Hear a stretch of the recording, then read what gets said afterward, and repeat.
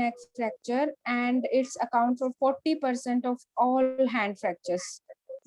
So in this video lecture, we will just discuss which is the mechanism of the neck fracture, and how we manage it. Okay, rehabilitation part, all this in video lecture. So we proceed to the next. This represents 10% of all hand fractures. Some books are saying that it is account for 40% of all hand fractures. So the data is varies from book to book, and there is some articles which are referring that 10% of all hand fractures. So we go with the articles, and this represent 10% of all hand fractures. Treatment for boxer's fracture varies based on whether the fracture is open or closed. Characteristics, like our treatment is based on different characteristics also, like if there is angulation, there is shortening, there is rotation. So we just give treatment to the patient accordingly. Immobilization with an ulnar gutter splint, which is very crucial thing in the boxer's fractures, the ulnar gutter splint, how to give to the patient and how to manage it. And you have to just always one eye on the skin changes of patient. Objective, what are our objective? To find out the mechanism, and the examination part, and different imagings like x-ray, ultrasound, which is very useful for the treatment purpose. Okay, like here you see that there is in the picture, there is neck fracture of the metacarpal bone, and there is displacement and angulation.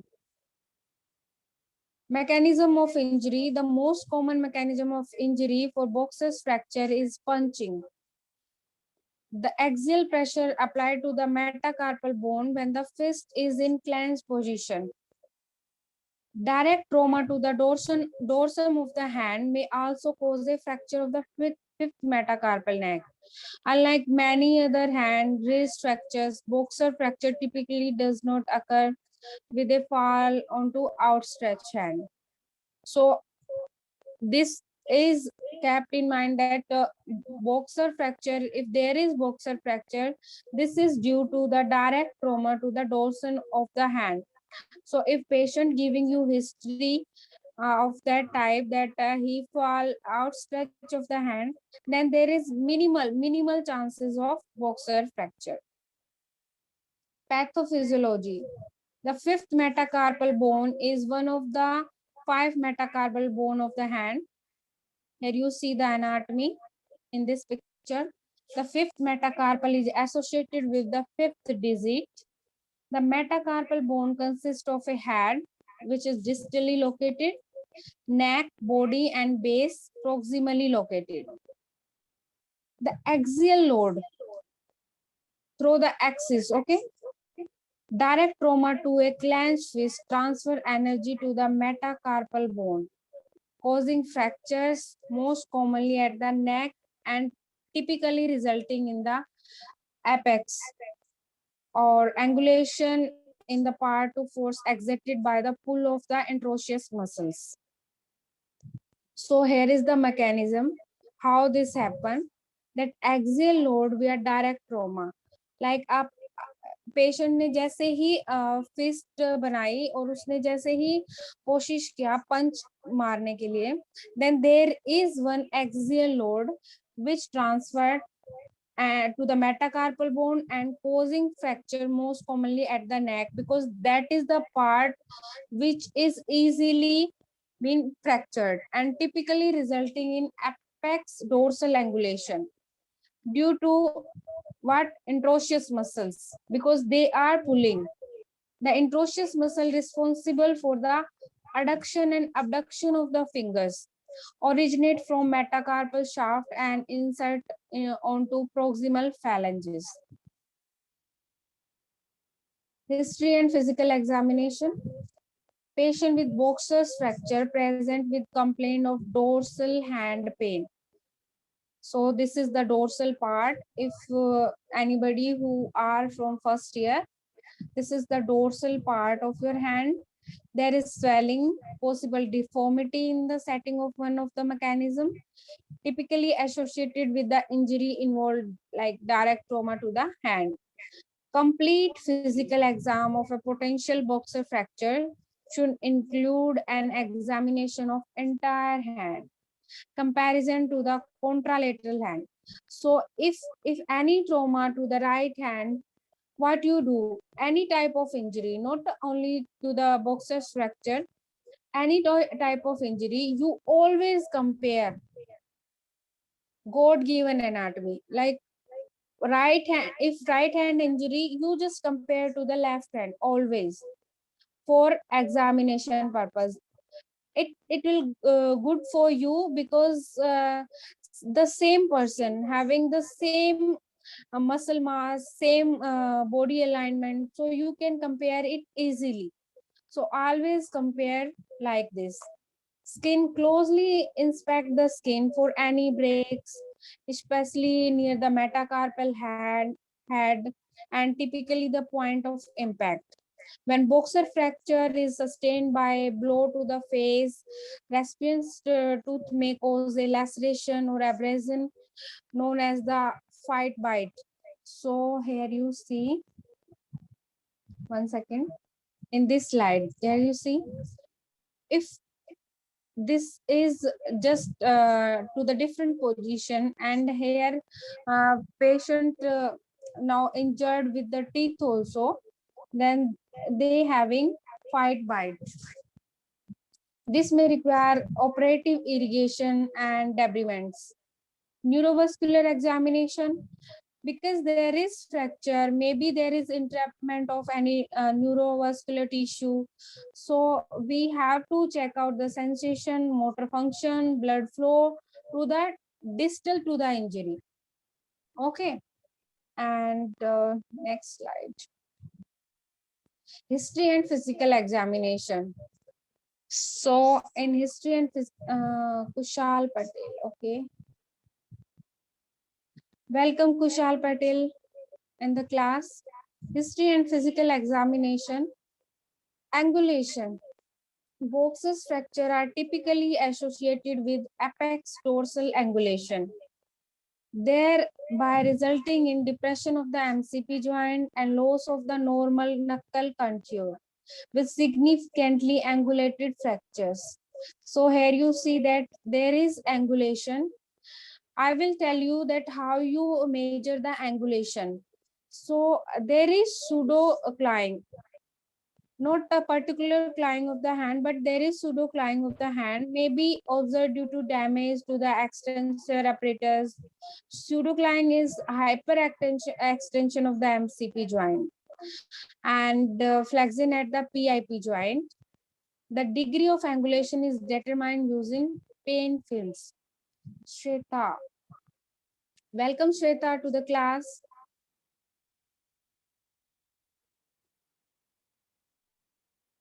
Listen everybody, if you are you have no any problem with the slides, or you have any question or any doubt, please let me know in the comment section or chat section, so that I will just help you for that. Divanshi,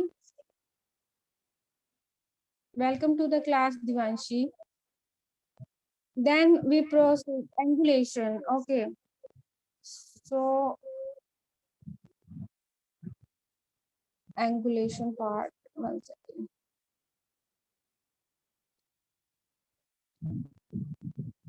This is how we can measure the angulation. This is the normal angulation we are measuring. And if there is one rotational deformity, here you see that there is some angulation to the fingers. So line drawn from the metacarpal to the anybody tell me?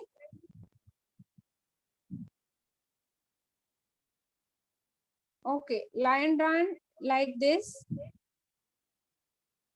If there is some angulation or rotation, then there is some changes. You see the changes, how this is happening. So we can accept only some angulation to the hand. Like if injury is there, we can accept only some percentages of the angulation or rotation. So we will discuss it in next slides. Then is the rotational alignment. You see that on the MCP and DIP joints, there is some rotational alignments. Any degree of malrotation warrant referral to a hand surgeon, and therefore assessment of rotational alignment is crucial component.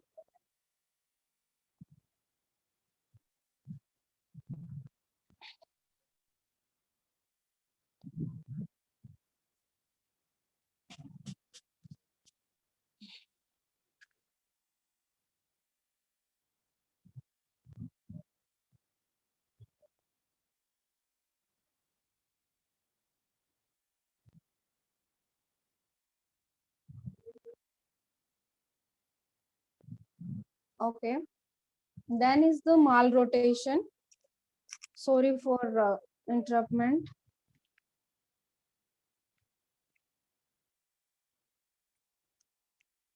Malrotation can also be detected by examining the hand with the MCPs flexed and DIPs extended. The fingernails should be in line along a single plane.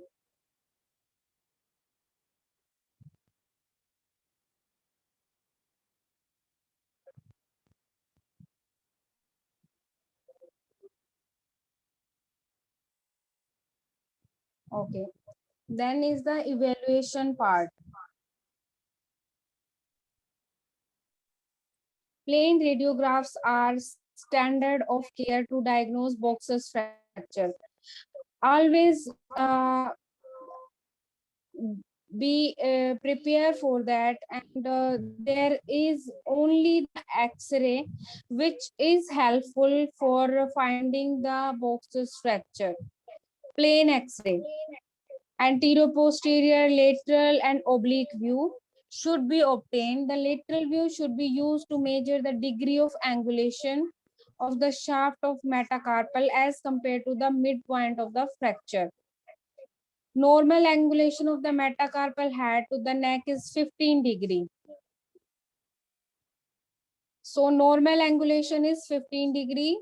So the angulation of the fracture should be measured at that more than baseline of 50 degree. Recent literature suggests that bedside ultrasound may also be used to make an initial diagnosis for the Boxer's fracture. CT scan, there is no use for the Boxer's fracture diagnosis. That used in the occult fractures, like which are not we can find out in the plain radiograph or ultrasound. We can use the this CT scan. Treatment part, it's very important. Okay, please let me know. Chat is there. Wait, ma'am. In neurological examination, how to check the blood supply? See, I already mentioned that please always put your eye on the hand. Okay, is there is any skin changes? Like if you just stop the blood supply of your hand, there is some feeling of numbness, there is some discoloration on the hand. So always just put your eye on the skin changes of the patient, so you easily find out that there is something which is interrupting the blood supply. There is some tingling sensation. Sometimes patient told you that patient not having some sensation of no vibration or anything.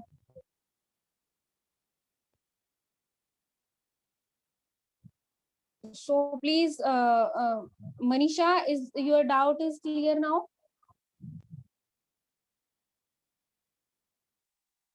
Yes, ma'am, clear. Okay. Okay, thank you, Manisha, for asking. Can we proceed to the treatment part, friends? Yes, ma'am. Because it's very important. If you learn everything from the slides, then we proceed to the treatment part. If there is any query, you can ask. Please don't hesitate.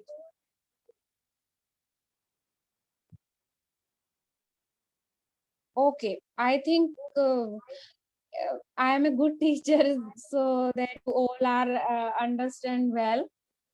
So, yeah, treatment part. Appropriate treatment for a box's fracture on initial presentation varies based on whether the fracture is open, close, or there is angulation, rotation, or other injuries with that. Okay, and due to if there is some infections like due to fight bite, so there is some antibiotic treatment for that. Okay, and that's not in our treatment procedure. So we proceed to the rehabilitation part. Treatment is based on the degree of displacement as measured on a true lateral of the hand. Like metacarpal neck fracture are usually impacted and angulated with the distal fragment displacing pulmonary cause the intrinsic muscle pull. So when there is displacement fracture of the metacarpal neck, there is some intrinsic muscle pull. Okay. Excessive angulation cause loss of MCP joint, knuckle, and may cause the palmar metacarpal head to be prominent during activities. So there is some prominence of the metacarpal head. Only 10 degree of angulation accepted in second and third metacarpal neck fractures. This is very important, friends. Please note down this. 10 degree of angulation at your first and second metacarpal neck fracture, 30 degree on the fourth metacarpal neck fracture, and 40 degree at the fifth metacarpal neck fracture. And there is some patients in you will face in future, that patient come with 70 degree, 80 degree of metacarpal neck fracture. Angulation is so much high. So that time, what you can do? This is important. Okay, you can't give general treatment. So this is important to learn why angulation is important. If displacement is unacceptable, close reduction can be attempted. Okay, unacceptable when this is exceed to 40 degree, then it's unacceptable.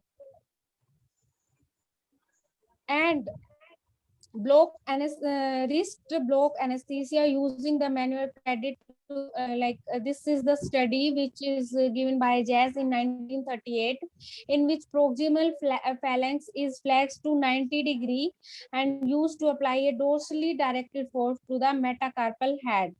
The hand is then splinted in an ulnar gutter splint for about 3 weeks with MCP joint at 80 degree of flexion and PIP joint straight and the DIP joint free. So rehabilitation protocol for the after close treatment. Okay, non operative treatment. Ulnar gutter splint. Elevation of hand, icing ulnar gutter splint with the MCP joint at 80 degree flexion, DIP joint are free. So how we give ulnar gutter splint? There is MCP joint at 80 degree, DIP joint are free, and hand in the elevation position. We can give icing. Direct icing is not you know any use. It will give further complications. So no, don't apply direct icing. Active motion of non-immobilized thumb, index, long finger. So we can give active non-immobilize the thumb and little finger. Radiographs at 6 to 8 days. Next is at 1 to 2 weeks. Continue active finger range of motion of non-immobilized joints and radiograph at 2 weeks also, because we are finding that if there is more displacement or there is some correction in the displacement. 2-3 weeks, remove ulnar gutter splint at 3 weeks. Apply short arm cast like this. Okay, that allow active motion of the fourth and fifth DIP, PIP, and MCP joint. Never give patient instruction that you don't move the fingers.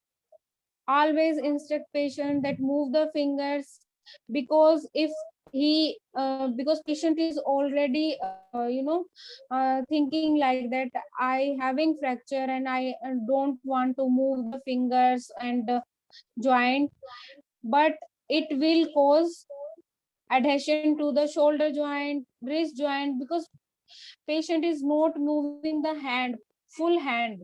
So you have to give advice to the patient, move your hand, your wrist, and your fingers. 3 to 5 weeks, active gentle assisted range of motion of the fourth and fifth fingers and passive extensions. So here you see that in the pictures, there are all exercises for the uh, fifth metacarpal fracture, or if there is first, second, third, any type of fracture to the fingers. These exercises are very good for rehabilitation part. Then 5th to 6th week, active, aggressive, assisted, passive range of motion to the fourth and fifth finger and strengthening. Never leave your patient without strengthening exercises and restricted activities, radiograph at 6 weeks. After operative, like if patient having some surgery and after that patient comes to you for the rehabilitation part, and in this there is 1K wire used and open reduction and internal fixation treatment in the surgery part. So at 0 to 1.5 weeks, elevate eyes, splinting with PIP joint and DIP joints are free. Active range of motion, PIP and DIP joints, active range of motion, unusual finger and thumb. Use towel for that and remove sutures of if there is open reduction and internal fixation at 10 to 14 days. Next is the 1.3 to 3 weeks. Continue splint, non-immobilize the and DIP joints free. Gentle active range of motion, PIP and DIP joint. Active range of motion, uninvolved fingers and thumb. Remove splint at 3 weeks. So in conservative also we are removing splint at 3 weeks, and in in operative also we are removing splint at 3 weeks, and remove pins at 3 to 6 weeks. And at the 5 weeks, what you use body taping, which is very helpful to the patient. Active assisted and passive range of motion of the fourth and fifth metacarpal fingers, passive extension of all the joints. So here is some rehabilitation part after the surgery. 5th and 7th weeks, active, aggressive, assistive, passive range of motion, strengthening exercises, unrestricted activities. Okay, friends, you all are clear about the treatment part? Can anybody come to the mic and let me know? Excuse me, ma'am. We can use any electrical stimulation. Okay. thank you friends for watching this video and giving your valuable time to me. And I'm on Instagram also, so you can follow me there. And please share with your friends so that I can help more people. And I will happy if you give me topic like, ma'am, I have problem in this topic. I will be happy to clear your doubt. So I'm on Instagram and what Telegram and YouTube, so you can message me. And thank you for your cooperation. Electrical stimulation can use. Yes, Manisha, electrical stimulation can use when there is some neural problem or patient having, like I have patient when I was doing my MPT, and she having boxes fracture, and we are using electrical stimulation, and it's very effective. And you can use ultrasound also. And if you want to know the doses, there is one video on my YouTube channel, so you can go there and watch that video, that how to give ultrasound, and for timing and areas. You can after watching that video, you can easily count the sessions for ultrasound. Okay. Okay, ma'am. Okay, ma'am. Aisha, Aisha, I think you are so late, dear. Today we just finished the class, and thank you so much for your cooperation, dear. And thank you, Manisha, because you are asking questions. I think you have some enthusiasm to learn more. So in today's session, you are participating with so much enthusiasm. So you can directly message me if you have any problem in treatment part or anything. I will help you. Okay, ma'am. Thank you, ma'am. Okay, thank you all. Bye. Take care.